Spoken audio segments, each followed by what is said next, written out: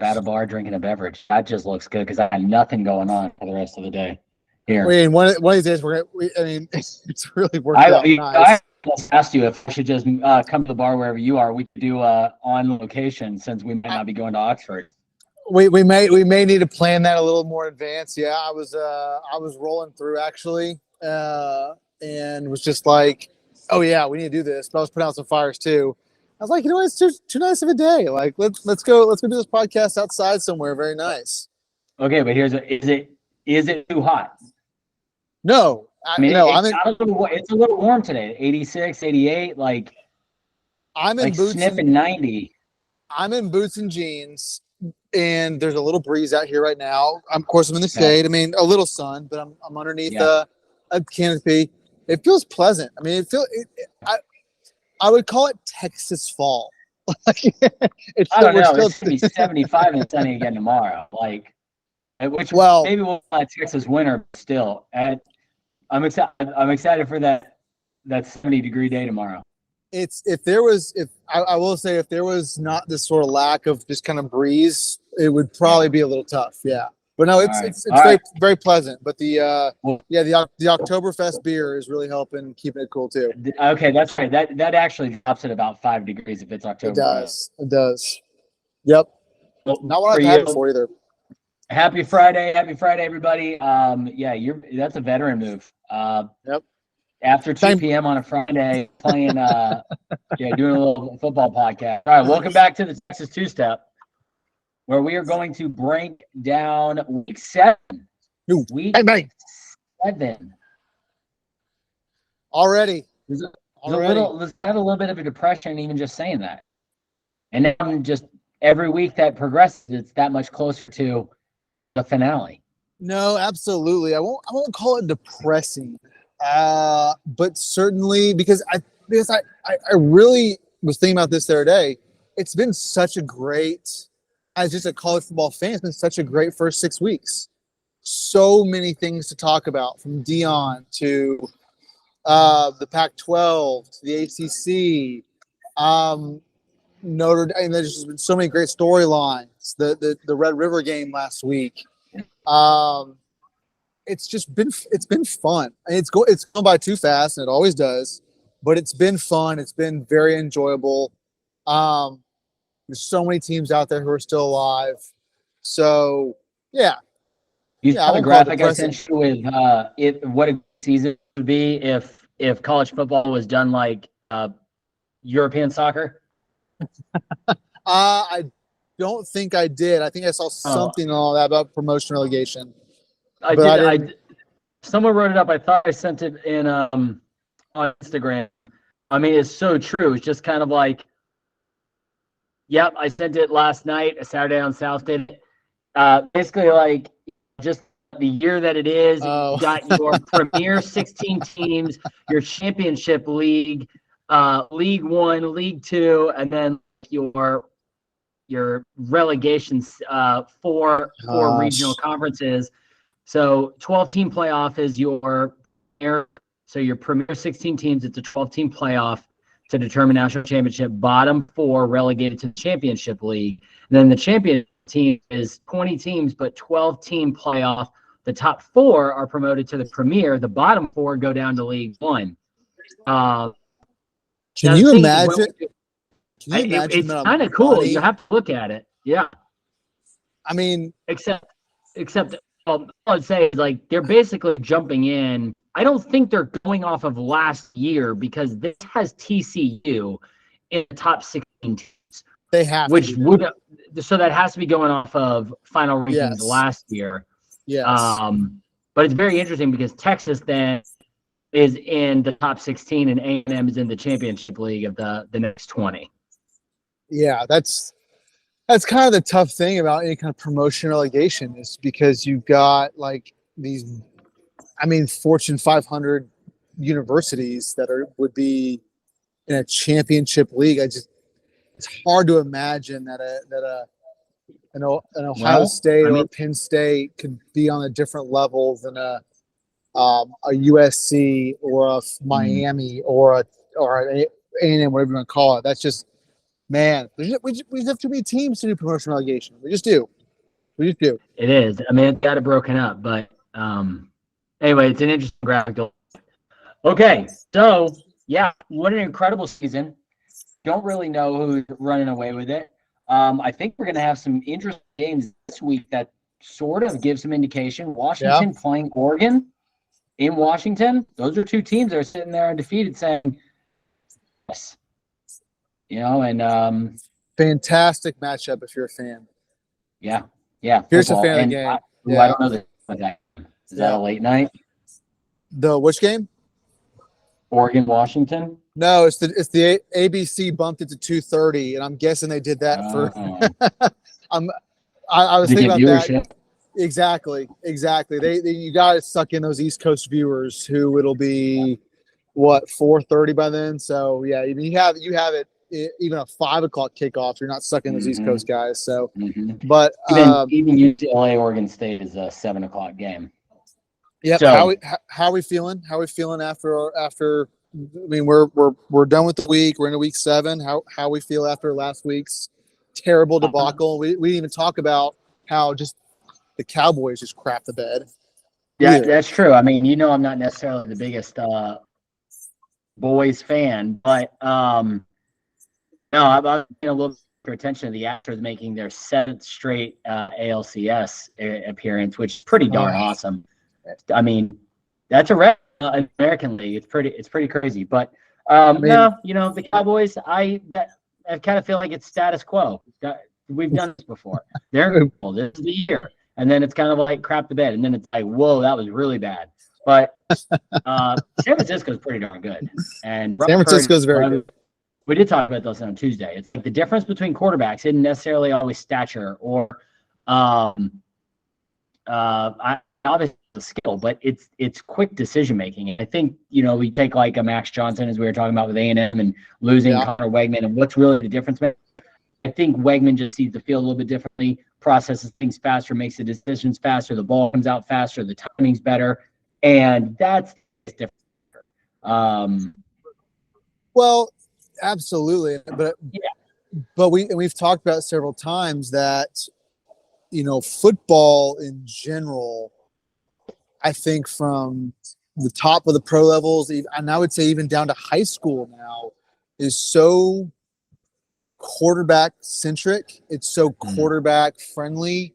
And if you don't have a head coach, or I would even say an offensive coordinator to harness that and build around that quarterback, you're not going to really have a shot. You have to have, I won't say an elite quarterback, but you have to have a quarterback who at least can work your dynamic offense. No one is saying Brock Purdy is more talented by Dak Prescott. I don't even think you can put them in the same neighborhood. But Mike McCarthy's offense and Kyle Shanahan's offense, they could not be more different. And Kyle Shanahan's offense works for Brock Purdy. It's tailor-made for him. It fits him. And that's why they threw up 45 points or whatever it was. And Mike McCarthy ruined the prime of Aaron Rodgers.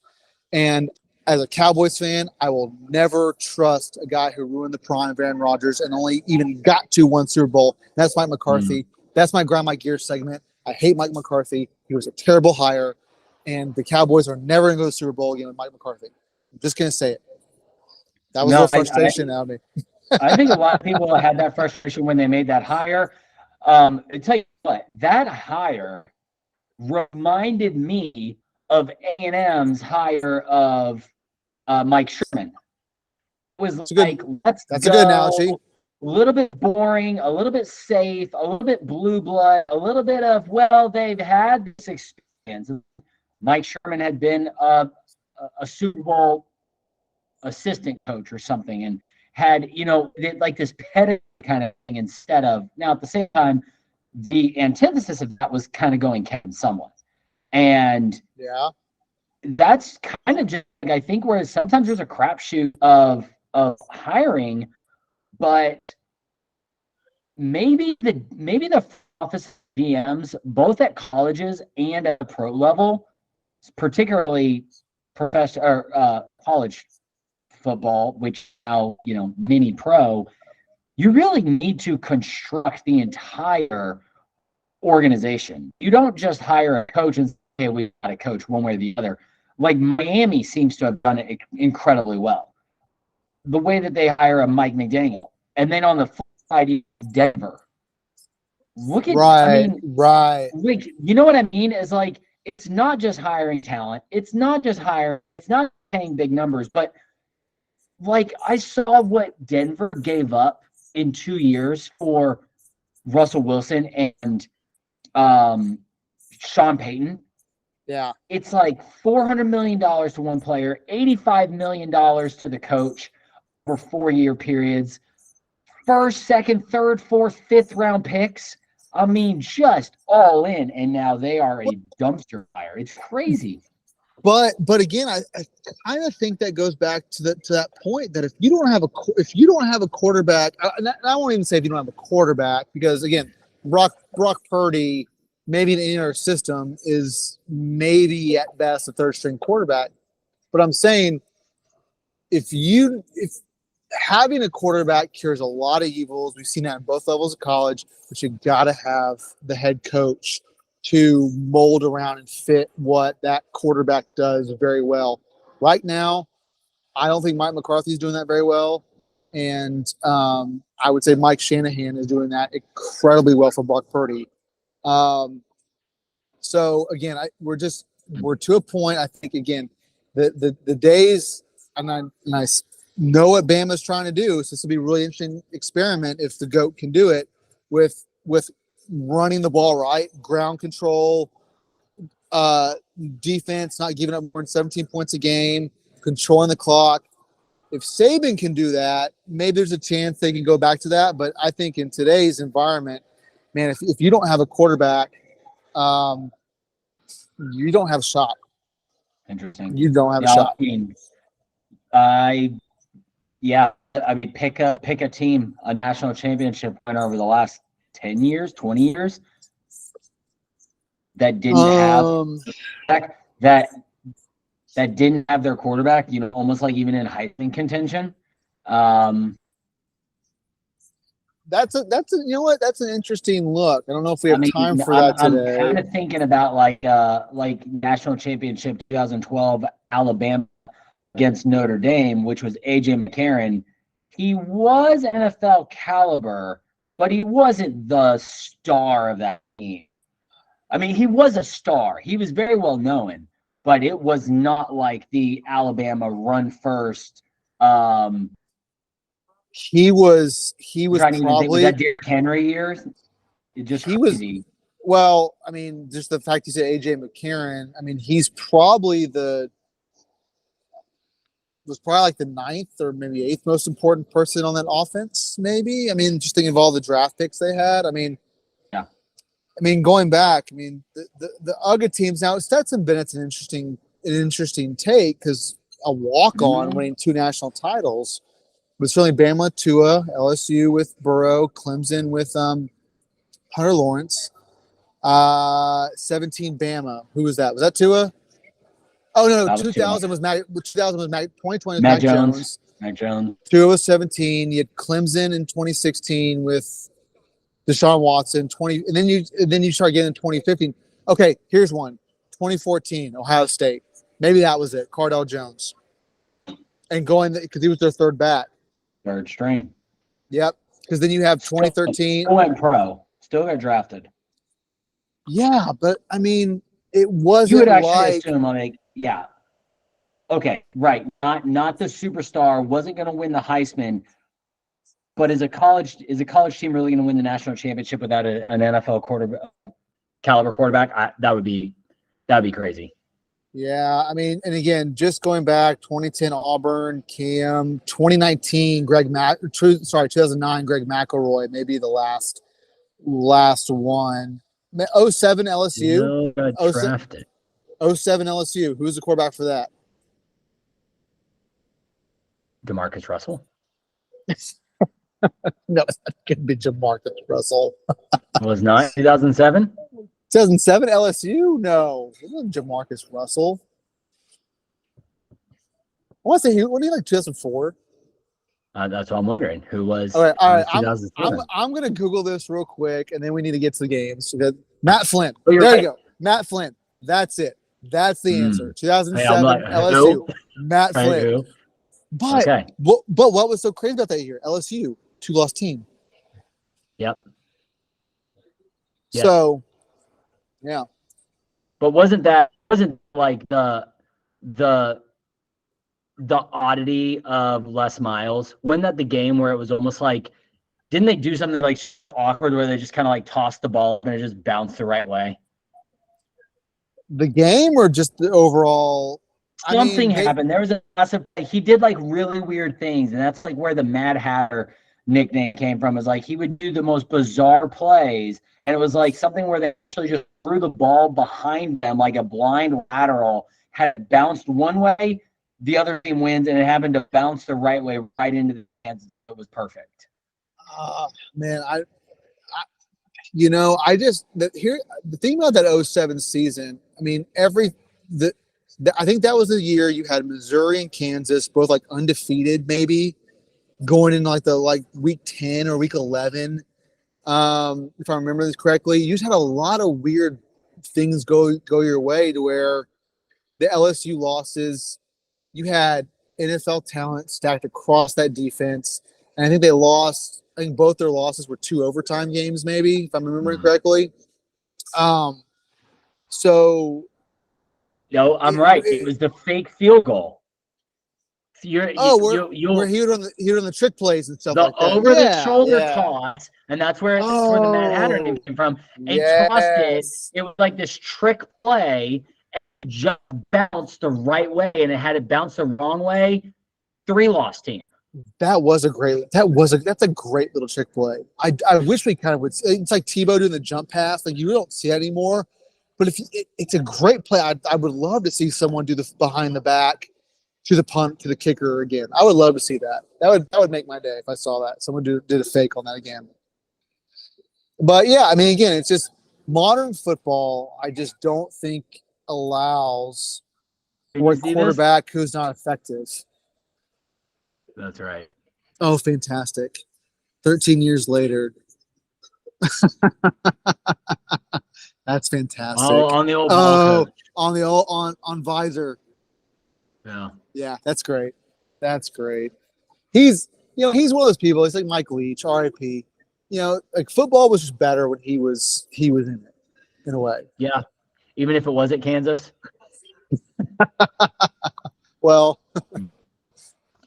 sure. For sake of the argument, sure. Yeah. I mean, yeah. He definitely fell LSU. I think we all remember him at Oklahoma State, but Gundy at Oklahoma State is plenty good too. He may not be around for much longer though. That thing seems so stale now. They got to go a different direction. Yeah, they got to go a different direction. That might just be like, I bet he could have done more at another school with more, and they're going to get tired, and he might be okay with it. But I bet he's still, he's a man. He's 40. Or at this point, he's probably 60. But he still is going to have life, and he probably has the intelligence and the connection. He could end up at a school, like, I don't know where necessarily he goes and could get better, but maybe it's like a Mississippi State, where kind of go and maybe have some better recruiting, better resources, and work some magic there. In fact, that'd be interesting. He probably needs to take a break. He probably needs to go on like maybe a 2-3 year break. I don't know if he goes like a Saban rehab deal. God, he would go to Saban therapy. Would. Well, that's the thing. I don't know if he needs to necessarily go to Saban therapy because he's just been doing it for so long. No, but yeah, maybe he does go do a year of TV and maybe kind of the old Mac Brown route where you leave under circumstances you didn't want to. You go TV, kind of talk to some people. You see some different perspectives, make you better as a person. And yeah, maybe, and then you wait for the right opportunity to call. Maybe that's it. And he's likable. He's good on TV. Is he likable? I think he's just a good soundbite. Like, I don't know. I don't understand Dan Mullen on TV. Personally, he's not good. Like, he's bland. He really looks like the owner that really don't want to come to. Like, he's not mean, but he's just kind of like, why are you on TV, dude? I was being a degenerate last night in gambling SMU game, SMU East Carolina. And so I was watching it, and Dan Mullen is not good. Dan Mullen, I mean, he makes RG3 look good. And RG3 is so cringeworthy. It's so bad. So like, his one-liners. Yeah. So again, maybe Dan Mullen just take your year, Dan, and watch and learn and recuperate, and then go get I don't know, Dan. Go get your what would be a good position for job? Virginia might be a good spot for Dan. You can't go anywhere but up. Vanderbilt. Vanderbilt just doesn't care.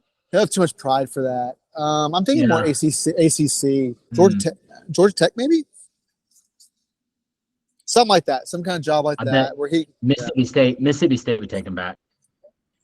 It's not like they upgraded. Yeah, no, I bet they would. I bet they would in a heartbeat. I bet you're right. Absolutely. Like, can I get my old house back? Hey, like I never left. Yep. Who has done that? Who's what? Who's gone back to their old school? Who has gone back to their old school? So Bobby Petrino definitely did, and it didn't work out for him. But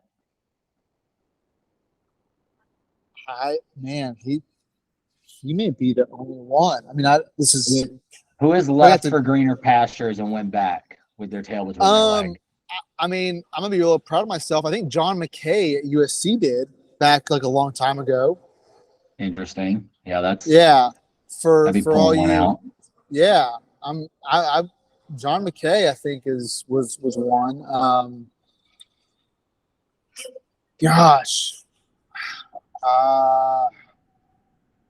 probably Notre Dame coach in there somewhere who has. Maybe. There's someone out there.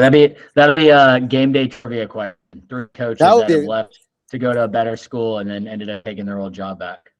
That would be a good one. And I'm just for my own personal, I want to prove myself right. Aha. Wait. Let's see. Hold on. He was at USC. He was at USC from 60 to 75. Went to the Buccaneers. Oh, maybe he didn't. Damn it! I was close. I thought for sure.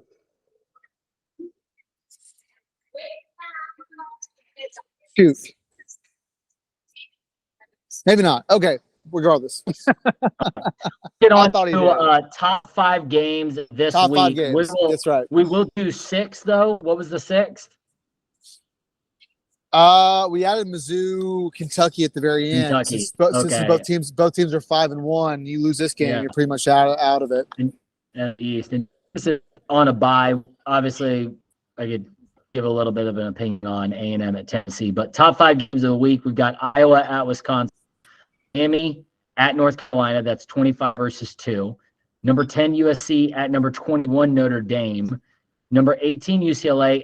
Number 15 Oregon State, and the game of the week is 8 Oregon at 7 Washington. Very excited. So, you want to do game 6 and 7 real quick, and then let's do these actual 5 ranked. Sure, go ahead. I'm going to be, how are we feeling after last week? I do realize what happened. What went wrong. This is my new shirt, but I didn't wear it on Friday to pregame it, so I'm doing it differently this week.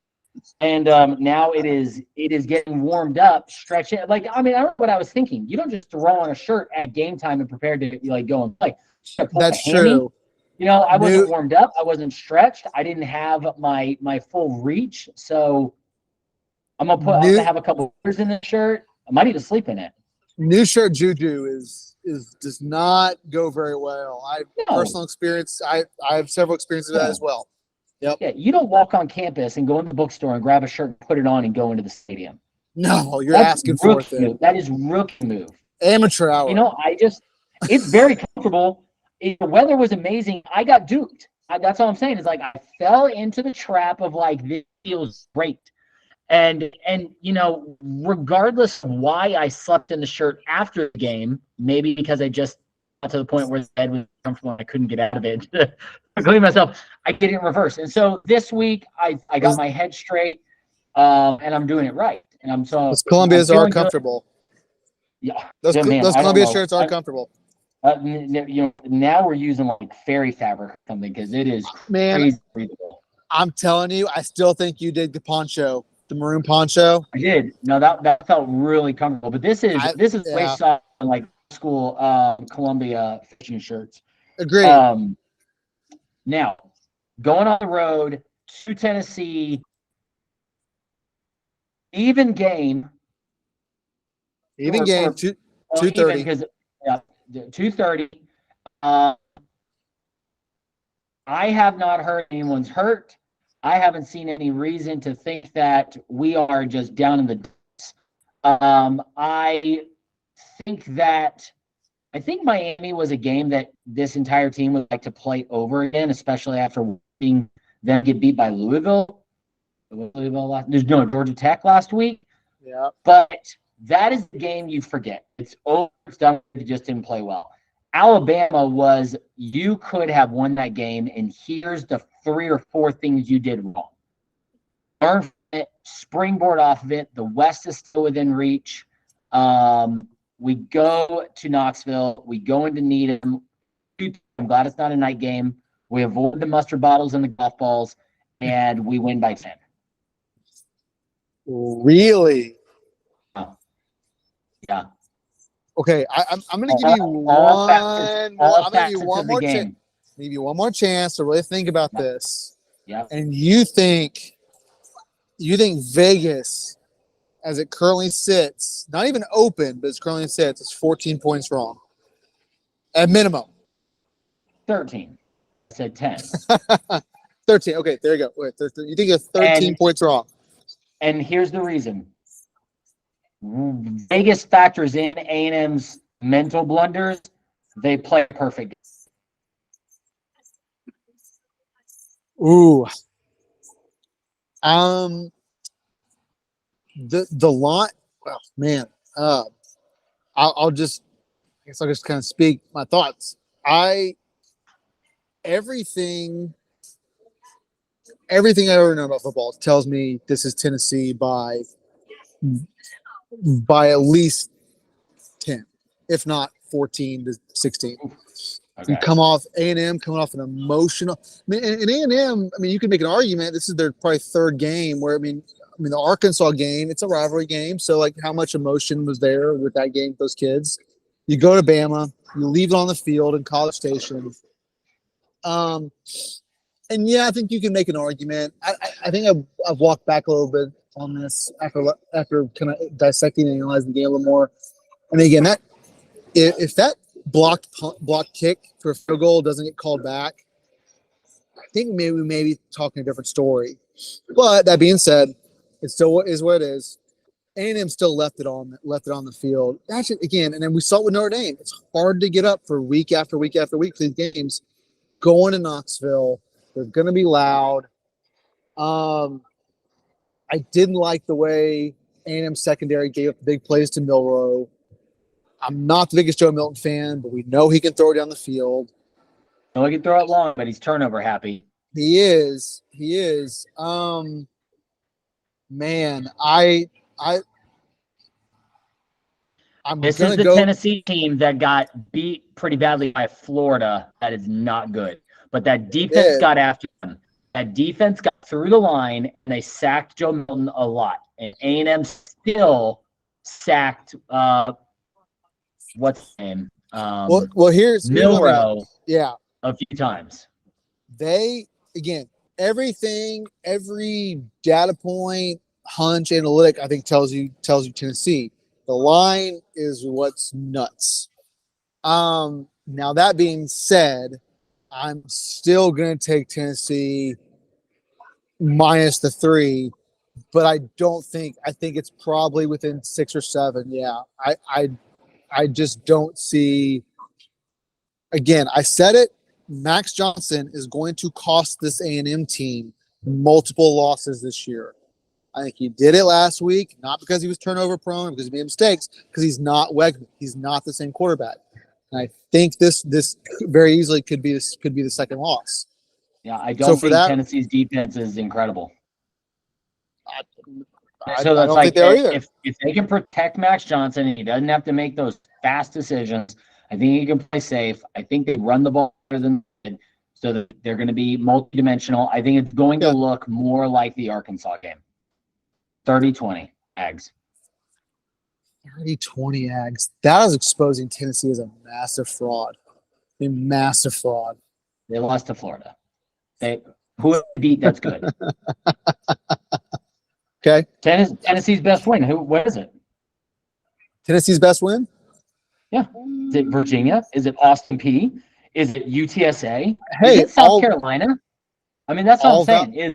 Are we really going to say that South Carolina by 3 scores at home is it means that they're like, yeah, let's call them a fraud. Okay.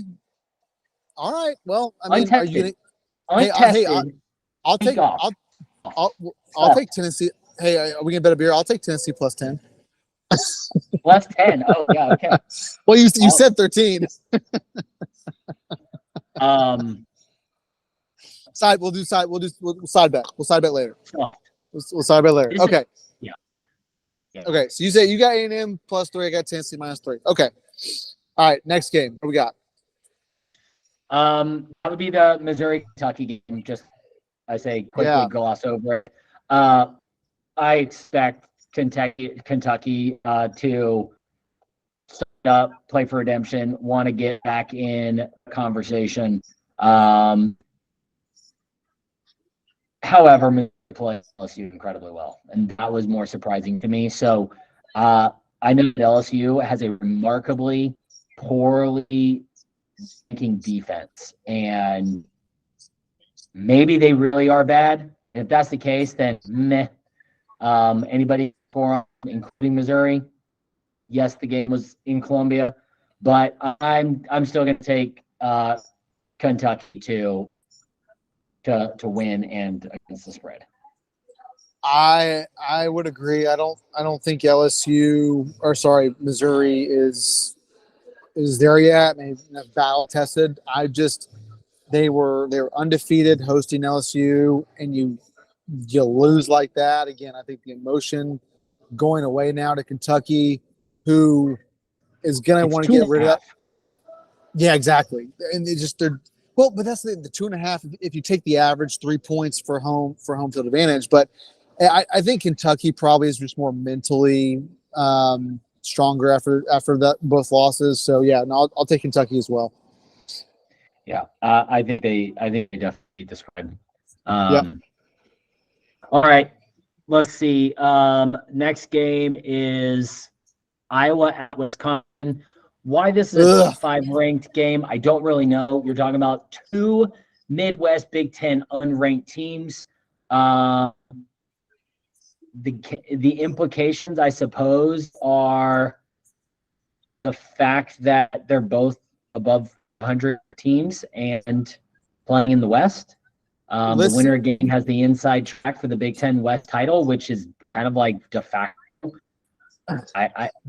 Great. I mean, it's kind of like how the SEC East was like years ago before Georgia really just got it going on. Like, all right, who's the best in the East? It really didn't matter. It's all going to come to the Big Ten East, not really who's the Big Ten West winner. That is what I got as well. The winner of this game really controls its fate for the SEC. The thing is that the quarterback play is going to be so bad in this game. Like, I mean, the over-under is 34.5. It's terrible. Again, that being said, yeah, which is crazy. We really expected Wisconsin to be able to put up some points this year with Fickle. Not much Yeah. realizing. I mean, I like the write-up here. It's like, okay, if that's not convincing enough, how about the fact that there's a Heartland Trophy at stake, which no one knows what it is, but apparently it's a 72-pound brass bulldog trophy, so that's kind of funny. And then it's like, well, that doesn't do it for you. This game is at 4 Eastern, 3 Central, so maybe just flip over to it until until another game comes back. We've got better games to get to. But Yep. for that being said, I'll just go ahead and take Wisconsin last night. I think Iowa's terrible. So give me that if you play any game and you do not score points, you're not good. And Iowa has a shutout game. I think it was against Penn State. So I don't care if it was in Happy Valley at night on a whiteout. You didn't score any points. Probably didn't even get into the red zone. So I'll take that home team easily. Sorry, all you Big Ten West fans out there. We have no respect for you down here in Texas 2 stuff. I got news for you. Anybody outside of the Big Ten West has no respect for you. That is true. Everybody else is looking at your games going, is there anything else on? Life's tough. Get a helmet. That's it. That is absolutely it. Get a helmet. All right, next game. Okay, I'm excited for this one because I think we're going to see a little bit better game. But this is number 25, Miami at North Carolina. The question, who's number 12? The question is Miami really 25? They have a bad game. Will they play better? Is North Carolina actually the 12th best team? Or are they a little overranked and they've just had some luxury of some scheduling? And everybody loves Drake May and the Baby Blue. But it is in Chapel Hill. It is in Chapel Hill. Again, another very interesting line. NC only -3 at home. So you're basically saying these teams are pretty equal. It's one of those games that is this a letdown game? Is this like how much emotion is going to be there for Miami? Is Miami really going to go in this game with full focus, full intensity? Man, I don't know. This is one of those games, like I really don't even care who wins necessarily. I don't want to bet it. I just want to see the result at the end. So I want to see what it was like. That being said, I do think North Carolina has found something the last 2 weeks. I think they're probably found in the form. They got that transfer Tez Walker receiver back. You can't, again, human beings, I don't know how you get up for a game like this after losing to Georgia Tech like that. And not even just losing, like Miami showed some flaws, some warts in that. That game should have been within 21, and you still allowed them the opportunity to win. So again, I'm probably going to me home favorites here, but I still like North Carolina in this game. The over, if you're a betting guy, maybe to play only 57 for two teams that both average 500 yards offense. Very interesting. I mean, that's what I was going to say. Drake May, I think, is averaging like nearly 400 yards a game in his passing. So, and then Van Dyke is, I mean, he's a pretty good quarterback, and he has put it. I don't think they've really played anybody. I don't think Georgia has got great defense.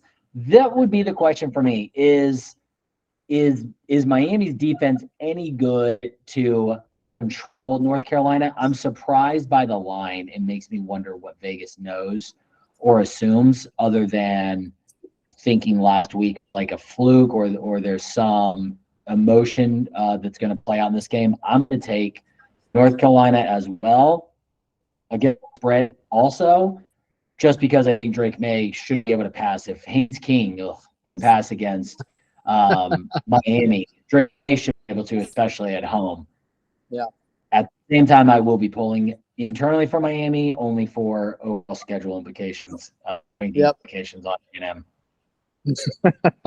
All right, this one's very interesting. I think it would be what USC last week really surprised a lot of people, needing a triple overtime to beat Arizona, but Number 10, USC. Why are they number 10? Who the heck knows? They're going on the road against Notre Dame, who really had a big letdown last week. And Notre Dame, I think, is favored 2.5.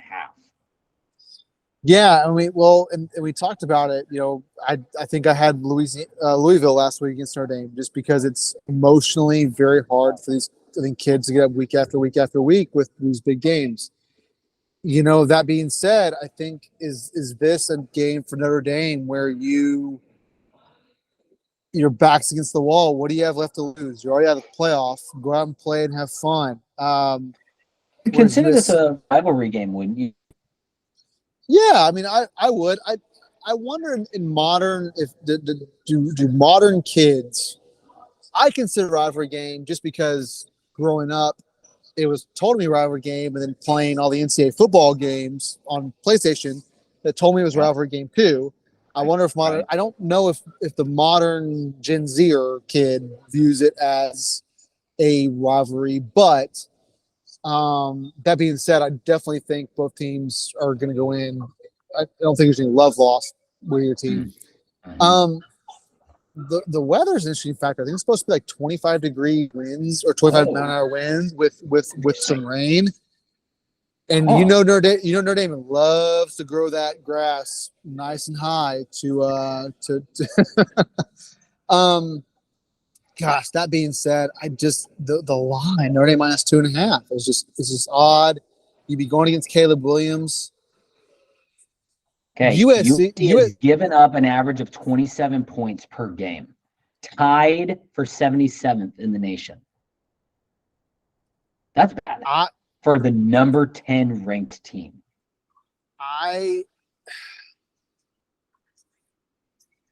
USC is going to lose. USC is going to lose. They very easily could win this game. Week or just going to lose the game. Yeah. USC, I think, is 2 losses built in them. I really do. I don't see where their defense is going to get better. Man, I think they lose this game. Give me Notre Dame. I agree. That's where I lean. That's where I lean. I don't think at week 7 you have 77th ranked defense, and it's like, oh, we've just played some good teams. You haven't. Right.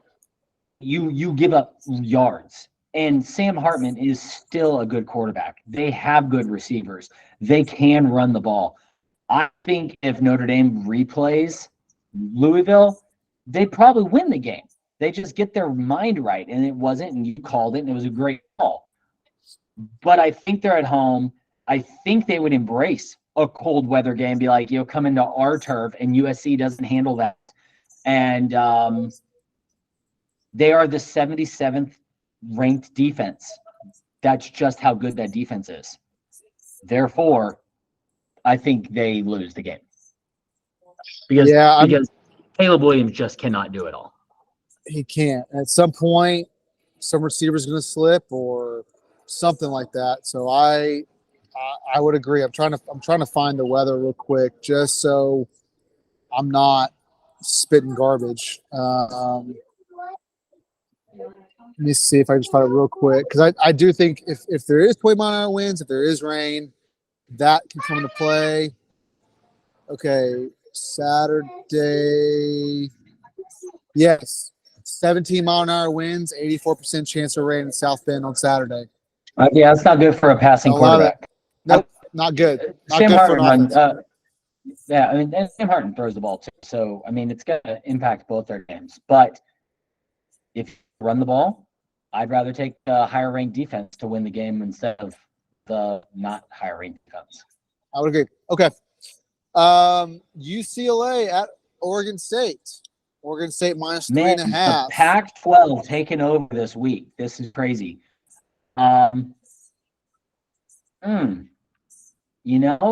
UCLA surprised us both, I think, last week when we picked Washington State to go on the road and beat them. There I was saying nobody's going to go to that game at all, yet UCLA done. Now they're ranked because I think they were unranked. Maybe they were 24, 25. Kind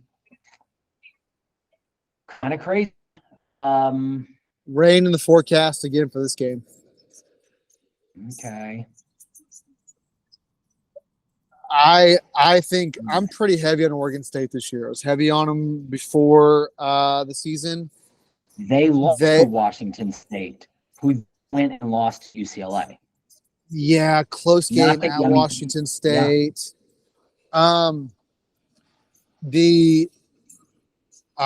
Again, I haven't watched UCLA that much this season. From my understanding, though, is that when UCLA has been on the road, the last example being a couple weeks ago against Utah, this freshman quarterback did not look very good. Oregon State putting up 52 points against Cal last week. They hammered Utah. Yeah, they beat Utah at home. Yes, hammered Utah. Oregon State's going to play defense. They're going to dare this freshman kid to beat them in the rain at Corvallis. I think Oregon State was going to run the ball.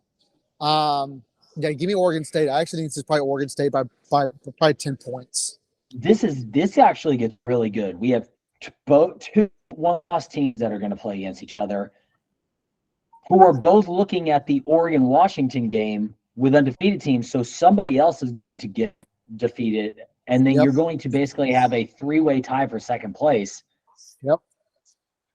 Yeah. I'm gonna take the home team here. Line, I guess. What is it? 3 again. I will take the Beavers in 3.5. Yeah, I would even take him against the spread. I wouldn't mind a 7-10 point win, assuming. I mean, the way the conference is shaping up, if you lose this game, you've got 2 less in the conference. Man, I know you're probably still mathematically not eliminated, but you're pretty much done. Mm-hmm. I think it's just too deep. Just too deep. Yep. Okay, game of the week. Game of the week, big one. At Dog. Duck at Dog. We do have. I mean, this is a named rivalry, right? Oh, it's apparently in the Northwest. It's a savage rivalry. It's heated, just like Texas OU, Bama, LSU. Like it's very. I couldn't think of what the name was, but maybe there isn't one. I don't think it has one, at least to my knowledge. Mm-hmm.